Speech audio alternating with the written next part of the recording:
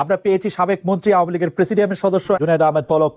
আপনাকে আমাদের অনুষ্ঠানে স্বাগত জানাই। আমাদের সাথে আরো থাকছেন ডক্টর মোহাম্মদ ইউনুস। ডক্টর মোহাম্মদ ইউনুস, আপনাকে আমাদের অনুষ্ঠানে স্বাগত জানাই।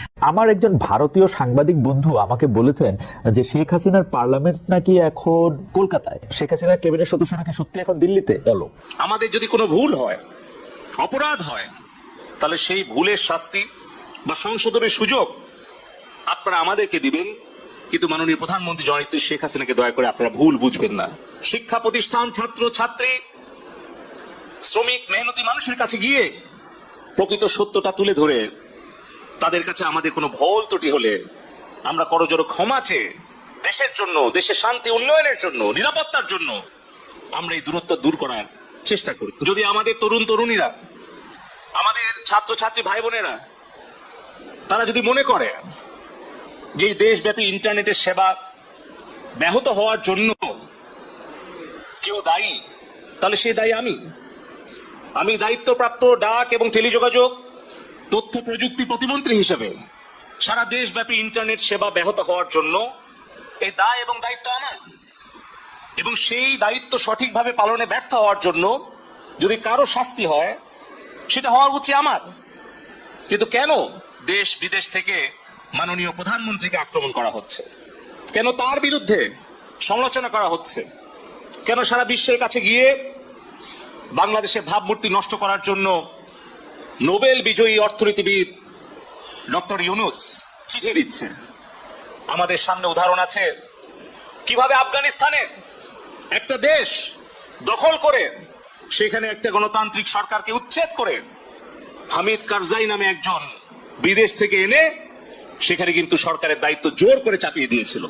20 বছর পর সেই দেশটা ধ্বংস করে সেই দেশ থেকে তারা পালিয়ে গিয়েছিল। এই বাংলাদেশ নিয়ে আবারও ওই রকম হামিদ কারজাই মার্কা একটা সরকার বসানোর জন্য বাংলাদেশে কিছু মুখোশধারী স্বাধীনতা বিরোধী চক্রান্তকারী বিদেশের এজেন্ট তাদেরকে গুছিয়ে গুছিয়ে আপনারা দেখবেন যে তারা টেলিভিশনের সামনে এসে অনেক ভালো ভালো কথা, মিষ্টি মিষ্টি কথা বলছে, কিন্তু তাদের পেছনে যে ষড়যন্ত্র সেটা হয়তো উদ্ঘাটন করতে আমাদের সময় লাগবে, সেটা হয়তো দেশের জনগণকে উপলব্ধি করতে সময় লাগবে, কিন্তু সেই সময়ের মধ্যে আমার সোনার বাংলাদেশের যে ক্ষতি হয়ে যাবে সেই ক্ষতি কিন্তু আমরা কোনোদিন কাটিয়ে উঠতে পারবো না। সে কারণেই বলতে চাই, আমাদের দেশের যে রাষ্ট্রীয় সম্পদ ক্ষতিগ্রস্ত হয়েছে, জননেত্রী শেখ হাসিনা বলেছেন যে এই দেশের সম্পদ জনগণের সম্পদ।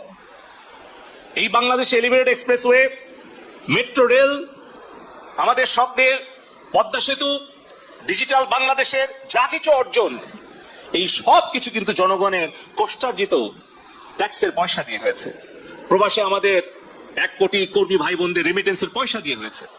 কিন্তু আজকে এই যে হাজার হাজার কোটি টাকার সম্পদের ক্ষতি যারা করছে তারা নিশ্চয়ই বাংলাদেশে ভালো চাইতে পারে না।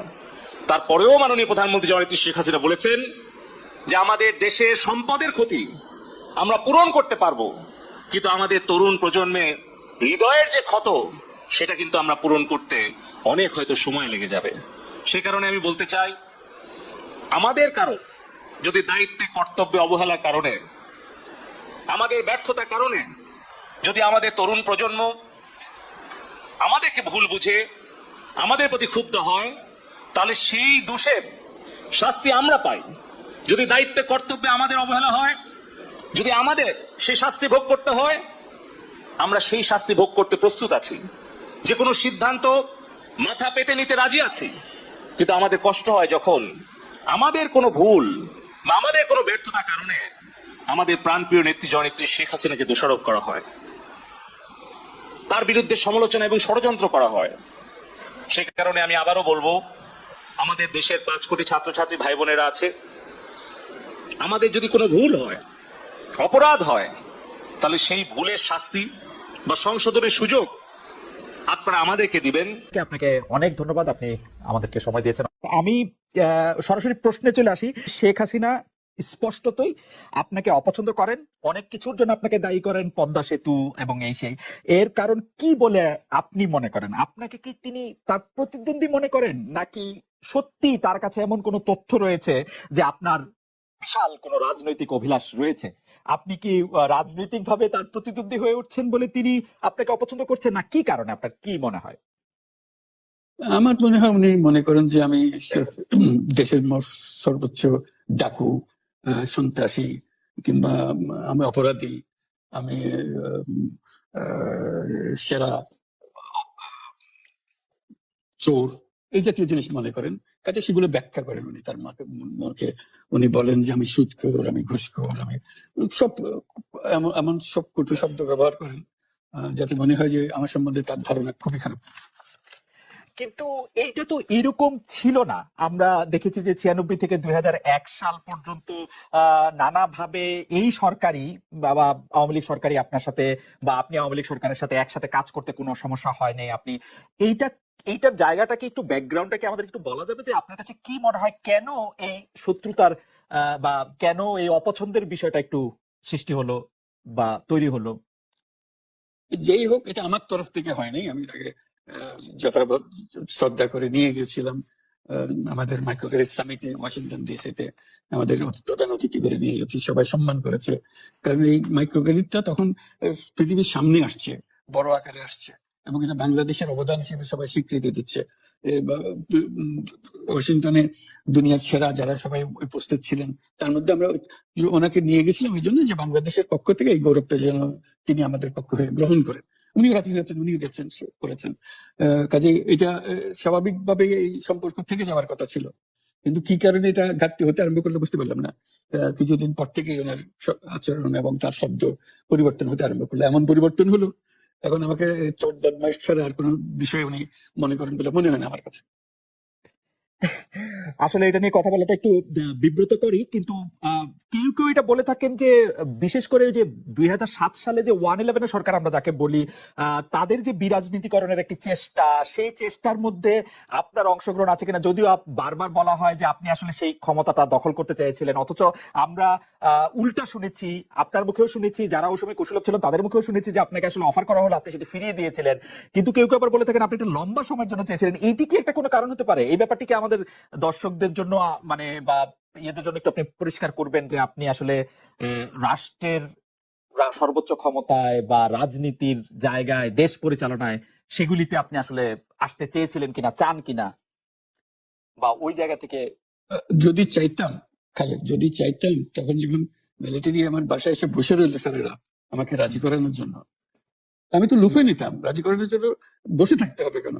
আমি যদি ক্ষমতায় চাইতাম, বলে আজ চলেন চলেন, কি করতে, কি কোন জামাটা পড়তে হবে দেখিয়ে দেন, এখনই যাচ্ছি। আমি তো সেটা করিনি। তাদের সঙ্গে তর্ক করেছি, সারা রাত ধরে তর্ক করেছে যে না ভাই, আমাকে দিয়েন না, আমি এই কাজের উপযুক্ত না, আপনারা অন্য লক্ষ্য যান। তারা আমার উপরে মন ঠিক করে ফেলেছে আমাকে নিতে হবে। আমি বারে বারে বলতেছি তাদেরকে, তো তারা নিরাশ হয়ে ফিরে গেল, বললো যে সকালবেলা আবার আসবো, সকালবেলা আসলে তখন আপনি আমাদেরকে বলেন যে রাজি আছেন। আমি বললাম না, সকালবেলা আসলে একই কথা পাবেন, কারণ আমি তো, এটা এমন কিছু না যে মনের মধ্যে সন্দেহ রেখে, দ্বন্দ্ব রেখে আপনাদেরকে বলছি, অত্যন্ত পরিষ্কার ভাবে আপনাদের কাছে বলছি।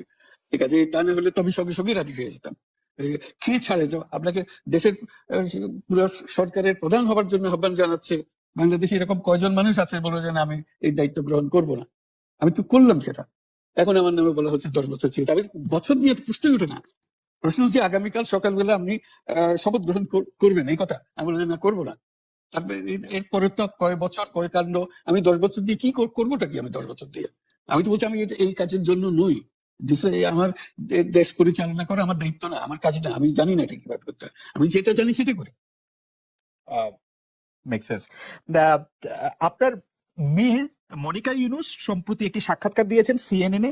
সেখানে আমি তাকে একটু যদি অনুবাদ করি তাহলে সেরকম পড়তে পারবো যে আমি তাকে উদ্ধৃত করছি যে কোনো এক সময় প্রধানমন্ত্রী শেখ হাসিনা ও ডক্টর ইউনুস একসঙ্গে কাজ করেছেন। আমি আশা করি সেই সময়টা আবার ফিরে আসুক, শুধু গ্রামীণ কিংবা সংশ্লিষ্ট সব প্রতিষ্ঠানগুলোর ভালোর জন্যই নয়। যদি তারা আবারও একসঙ্গে কাজ করেন তাহলে সেটা চমৎকার হবে।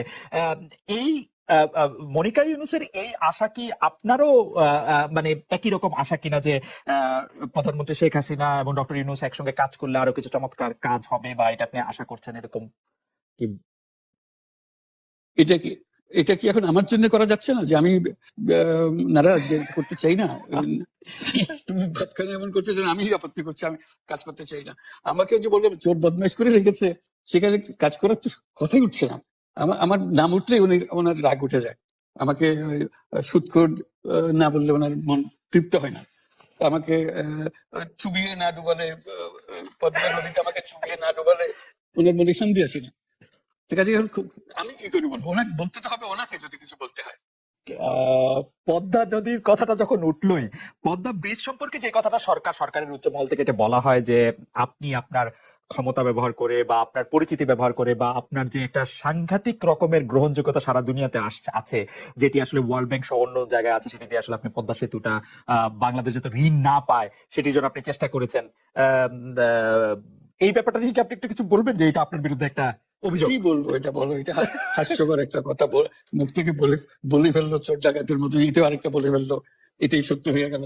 আমরা যে বারে বারে বিবৃতি দিলাম তখন এটা প্রশ্নই ওঠে না। আমরা বাংলাদেশের নাগরিক হিসেবে আমরা গৌরবান্বিত যে এই পদ্মা সেতুর উপরে আমরা একটা সেতু বানাতে পারবো, এটার জন্য আমরা সবাই চাই।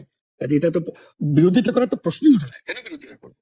দেশে যে একটা বড় রকমের ঘটনা ঘটতে যাচ্ছে সেটা তো আমরা সবাই সমর্থন করি। বা বিভিন্ন জায়গায় কেউ কেউ সোশ্যাল মিডিয়া বলে যে অমুককে দেখলাম, তমুককে দেখলাম, তমুককে দেখলাম। এবার অমুককে দেখুন। যাদের কথা বলে অমুককে দেখুন, প্রিয় সহকর্মীবৃন্দ, তাদেরকে তো দেশের মানুষ 1971 সালেই দেখেছে। 1971 সালে তারা তাদের নিজেদের স্বার্থ রক্ষার্থে কিভাবে লক্ষ লক্ষ মানুষকে হত্যা করেছে, ঠিক যেভাবে পতিত স্বৈরাচার পালিয়ে যাওয়ার আগে হাজারো হাজারো মানুষকে হত্যা করেছিল ক্ষমতা ধরে রাখার জন্য। এই যাদেরকে কেউ কেউ বলে যে একবার দেখুন না এদেরকে, তাদেরকে দেশের মানুষ 71 সালেই দেখেছে নিজেদের রাজনৈতিক স্বার্থ রক্ষার্থে লক্ষ লক্ষ মানুষকে শুধু হত্যাই করেনি, তাদের সহকর্মীরা কিভাবে মা বোনদের ইজ্জত পর্যন্ত লুট করেছিল। এই কথাটি আমাদেরকে মনে রাখতে হবে। প্রিয় ভাই বোনেরা, এই মুহূর্তে আমরা যদি দেখি, আমরা আগামী 2 মাস পরে একটি নির্বাচন প্রত্যাশা করছি। এই দেশটি গত 16 বছর যেই স্বৈরাচার পালিয়ে গিয়েছে, যেই স্বৈরাচারকে বাংলাদেশের জনগণ বিতাড়িত করেছে আন্দোলনের মাধ্যমে, সেই স্বৈরাচার এই দেশের প্রত্যেকটি ক্ষেত্রকে কিভাবে ধ্বংস করে দিয়ে গিয়েছে, এটি আমরা জীবনের পরতে পরতে অনুভব করতে পারি। কিভাবে দেশের অর্থনৈতিক ব্যবস্থা ভেঙে দিয়ে গিয়েছে, কিভাবে দেশের আইন শৃঙ্খলা ভেঙে দিয়ে গিয়েছে, কিভাবে দেশের শিক্ষা ব্যবস্থাকে ধ্বংস করে দিয়ে গিয়েছে, কিভাবে দেশের স্বাস্থ্য ব্যবস্থাকে ধ্বংস করে দিয়ে গেছে, কিভাবে দেশের প্রাকৃতিক অবস্থাগুলোকে, নদী নালা খাল বিল বন জঙ্গলকে ধ্বংস করে দিয়ে গিয়েছে, কিভাবে দেশের কৃষি, যেটাই বলি না কেন, সব কিছুকে যেভাবে ধ্বংস করে দিয়ে গিয়েছে, এর ভুক্তভোগী কিন্তু এই দেশের মানুষ। এখন একটি রাজনৈতিক দল হিসাবে এবং এই মুহূর্ত পর্যন্ত আত্মবিশ্বাসের সঙ্গে আমরা বলতে পারি বাংলাদেশের জনপ্রিয় রাজনৈতিক দল হিসাবে বিএনপির দায়িত্ব হচ্ছে দেশকে সঠিকভাবে পরিচালনা করা। দেশের মানুষ যখন বিএনপিকে দেশের দায়িত্ব পরিচালনার দায়িত্ব দেবে, প্রিয় ভাই বোনেরা, যেদিন স্বৈরাচার পালিয়ে যায়, আমাকে মহাসচিব সাহেব তখন ফোন করলেন, ফোন করে বললেন যে জাতীয় সরকার গঠিত করলে ভালো হয় কিনা, অথবা আমরা জাতীয় সরকারে যাব কিনা। তখন বিভিন্ন রকম একটা হেফাজত কন্ডিশন। আমি তখন বলেছিলাম যে আমরা জনগণের রায় মাথা পেতে নেব, আমরা জনগণের কাছে যাব, আমরা জনগণ যে সিদ্ধান্ত দেবে তাই আমরা মাথা পেতে নেব। কাজেই আমি সেই মুহূর্তে মনে করেছিলাম যে জাতীয় সরকারে আমরা যাব না। আমাদের লক্ষ্য, আমাদের উদ্দেশ্য সব কিছু নিয়ে আমরা জনগণের সামনে দাঁড়াবো। আমরা স্লোগানে বলি যে জনগণই আমাদের সকল ক্ষমতার, রাজনৈতিক ক্ষমতার উৎস। কাজে জনগণই যদি আমাদের রাজনৈতিক ক্ষমতার উৎস হয়ে থাকে, তাহলে কেন আমরা জনগণের সামনে গিয়ে দাঁড়াবো না? আমাদের লক্ষ্য বলবো দেশকে নিয়ে, জনগণকে নিয়ে, আমাদের উদ্দেশ্য বলবো দেশকে নিয়ে, জনগণকে নিয়ে, এবং জনগণ যে সিদ্ধান্ত দেবে আমরা মাথা পেতে সে সিদ্ধান্ত নিব। প্রিয় ভাই বোনেরা, তোমাদের নিশ্চয়ই মনে আছে আজকে থেকে প্রায় 3 বছর আগে বাংলাদেশে তখনও স্বৈরাচার বিপুল দাপটে এই দেশকে, দেশের মানুষের বাক স্বাধীনতার গলা টিপে রেখেছে, দেশের মানুষের রাজনৈতিক অধিকারের গলা টিপে রেখেছে। কিন্তু সেই রক্তচক্ষুকে উপেক্ষা করে আমরা দেশের মানুষের সামনে সংস্কার প্রস্তাব দিয়েছিলাম, যেটি 31 দফা হিসাবে পরিচিত সকলের কাছে, তাই নয়? মনে আছে নিশ্চয়ই তোমাদের। এই 31 দফার মধ্যে তোমরা এই 31 দফা মানুষের কাছে নিয়ে গিয়েছো। আজকে আমরা 31 দফার ভেতর থেকে বিভিন্ন শ্রেণীর মানুষের কিভাবে আমরা ভাগ্যের পরিবর্তন ঘটাতে পারি সংক্ষেপে তোমাদের সামনে আজকে 8টি সাবজেক্ট উপস্থাপন করা হয়েছে। এর মধ্যে আছে, এখানে এক বোন বলেছে আহ, সে ক্ষুদ্র জনগোষ্ঠীর প্রতিনিধিত্ব হিসেবে বলেছে। তার প্রশ্নটি অন্যরকম ছিল। অন্য অন্য অনেকেই বলেছে, শিক্ষা নিয়ে বলেছে, অনেক কিছু নিয়ে বলেছে। দেখো, বাংলাদেশ যখন 1971 সালে স্বাধীন হয়, সেই স্বাধীনতা